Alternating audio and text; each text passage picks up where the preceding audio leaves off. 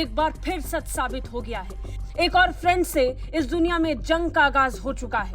Iran और Israel के बीच अब जंग नजदीक है, क्योंकि ईरान ने वो पहला कदम उठा दिया जिसका अंदेशा पूरी दुनिया को था।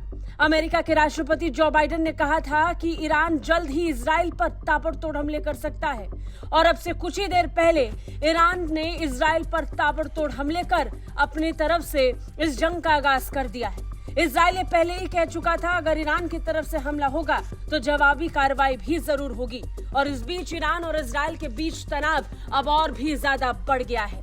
ईरान ने इजराइल पर ड्रोन और मिसाइल से हमला किया है। इजरायली सेना ने कहा कि ईरान ने अपने क्षेत्र से इजराइल पर ड्रोन लॉन्च किए हैं। ईरान के हमले के बाद Israeli defence force high alert पर आ गई और लगातार हालात की निगरानी करती नजर आई।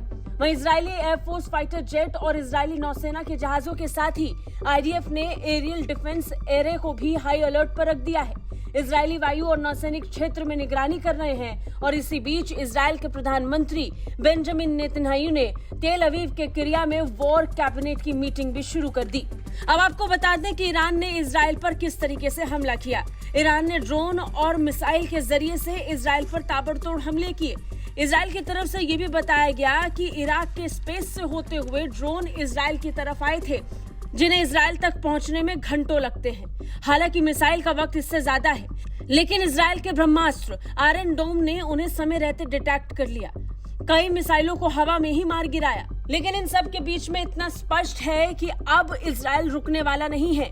हालांकि ईरान ने इन हमलों के करने के साथ ही अपनी तरफ से बदला पूरा करने की बात कह दी है और इसे अंत बता दिया है। लेकिन इजराइल के लिए अंत है या नहीं, ये आने वाला वक्त बताएगा, क्योंकि इजराइल ने साफ कहा था कि अगर ईरान ने हमला किया तो जवाब मिलेगा। वहीं अमेरिका के राष्ट्रपति जो बाइडेन ने भी कहा कि अगर ईरान इजराइल पर हमला करेगा तो ईरान को अमेरिका भी नहीं छोड़ेगा। ऐसे में देखना होगा कि अब ये जो जंग शुरू हुई है इसका अंतिम रूप क्या होगा। ब्यूरो रिपोर्ट, भारत तक।